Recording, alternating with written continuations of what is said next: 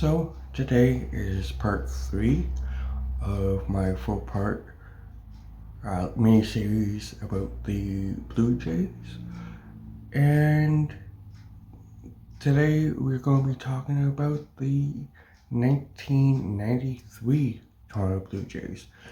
And this has to be my favorite Blue Jay team, yes, but probably my favorite Major League Baseball team of all time. So we all know what happened in 1993 for the Blue Jays. Obviously winning the World Series against Philadelphia, but lots of stuff happened. It was probably, like I said, one of the most stacked teams in Major League history, and we'll talk about that.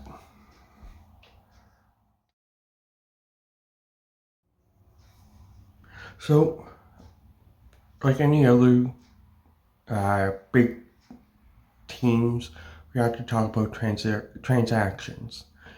And we'll start with the off-season 1992 transactions. So, in October 24th, 1992, Tom Henke was granted free agency. October 27th, 1992, Jimmy Key was granted free agency. October 28th, 1992, Dave Stieb was granted free agency. October 30th, 1992, David Cone and Kenny Maldonado were granted free agency. November 2nd, Dave Winfield was granted free agency. November 4th, Manny Lee was granted free agency. On December 8th, Danny Cox and Dave Stewart signed to the Blue Jays from free agency. December 8th, 1992, Kelly Gruber was traded to Los Angeles Angels for Luis Sojo. Now, for the season transactions, Ken Daly was released. We traded Darren Jackson for Tony Fernandez from the New York Mets. Steve Kersey and Jose Herrera were traded to the A's for Rickey Henderson. So there were lots of moves, but let's move on.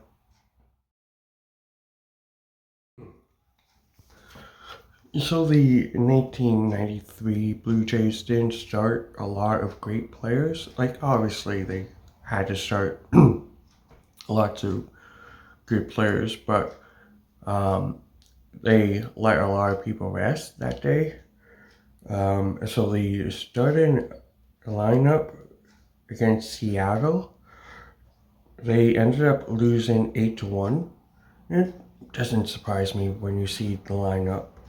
Devon Wright, Roberto Alomar, Paul Molitor, Joe Carter, Darren Jackson, Danijo Martinez, Ed Sprague, Pat Borders, and Dick Sheffield. Jack Morris was the starting pitcher.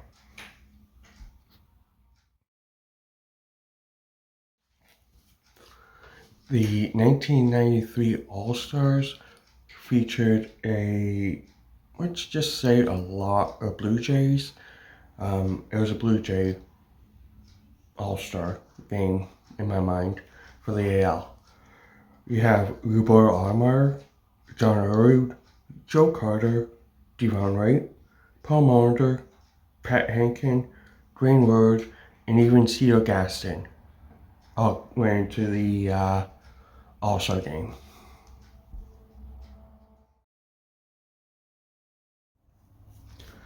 So the Toronto Blue Jays ended up having an extremely good record in my opinion.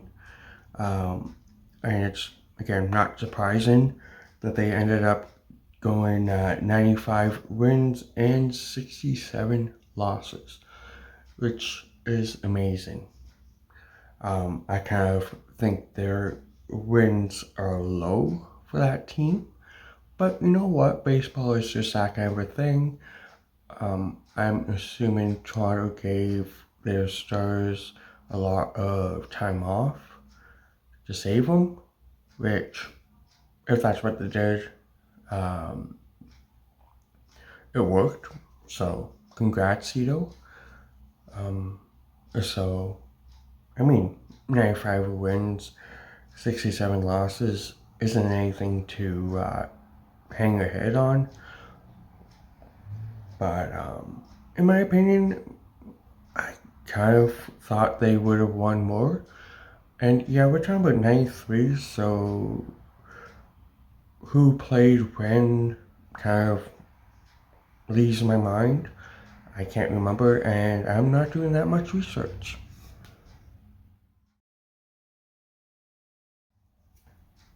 So let's talk postseason.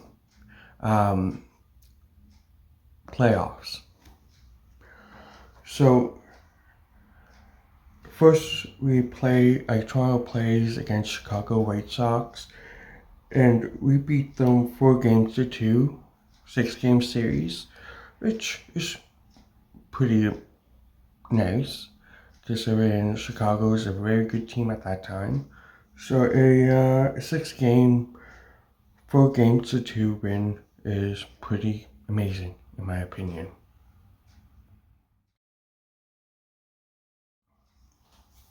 Now, what we're all here for, the 1993 World Series.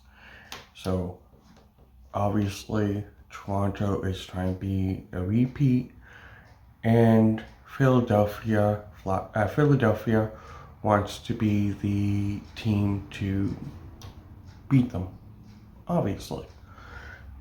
So we'll go into game one, where Toronto wins 8-5, with the winning pitcher being Al Leiter, and this is in Toronto. Game two, still in Toronto, Philadelphia ended up winning 6-4, with Terry Mulholland being the winning pitcher. Game 3 in Philadelphia, Toronto wins 10-3, with Pat Hentgen getting the W. In Philadelphia again, Toronto ends up beating Philadelphia in a nail-biter offense only, 15-14, with Tony Casallo being the winning pitcher. And then staying in Philadelphia for Game 5, Philadelphia wins a complete opposite style game, a 2-0 win for Philadelphia, with Kurt Skilling being the winning pitcher. Now, Game 7. Game 7. Game 6. We all know who wins. But in Toronto obviously wins 8-6. Winning pitcher Dwayne Ward. Dwayne Ward gets a W. And I would like to talk a little bit about the home run that everybody talks about.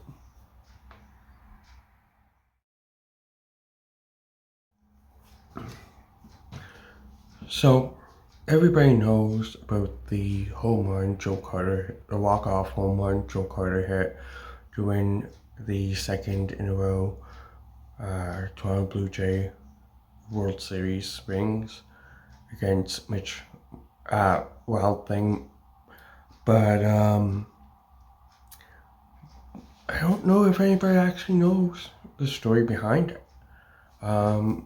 So Williams is obviously pitching against Joe Carter.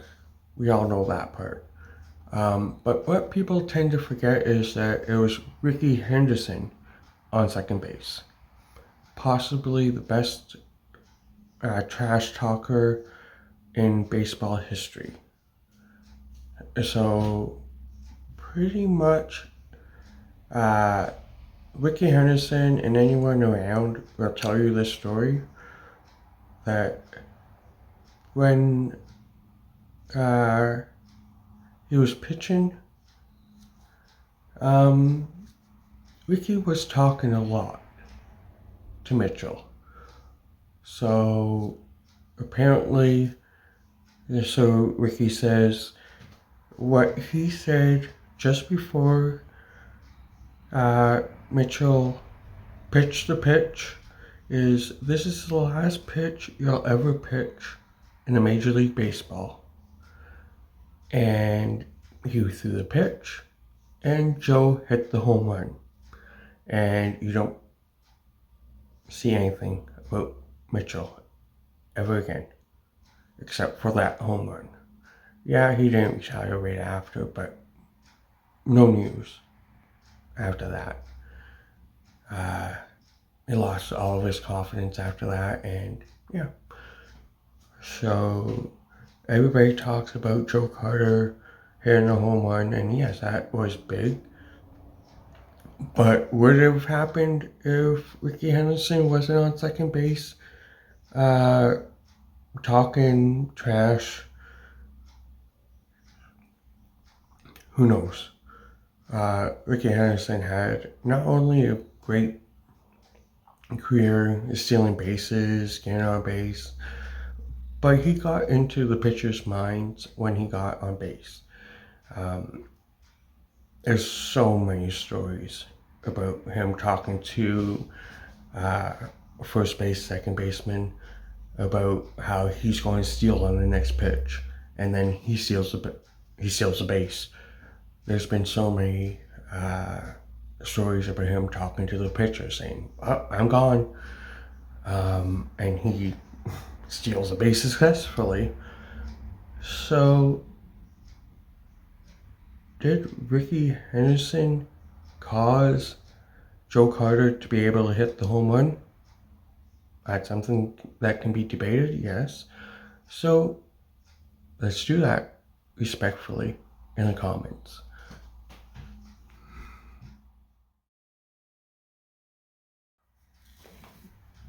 So, like I said, the 1993 Toronto Blue Jays not only is my favorite Blue Jay team, but possibly my favorite Major League Baseball team of all time. Yeah, other teams may have overall better teams. Like, if you take all of the New York Yankees best.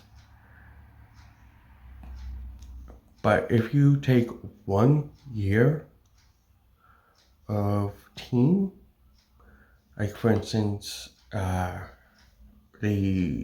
1952 Yankees, I'm throwing that out off the top of my head.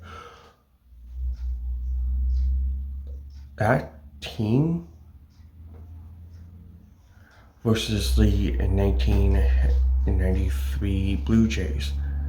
1993 Blue Jays would be the better one, in my opinion. Like, I don't know what was on that Yankee team. I just threw that off the top of my head to kind of explain what I was talking about. 93 being my favorite Major League Baseball team ever. So I hope you enjoyed. Stay tuned to next week, where I conclude this mini-series. This is for video mini-series. And I'll be talking about overall Toronto Blue Jay best. So, hope you enjoyed. Like, share, and subscribe. Until next time, keep on collecting. Bye.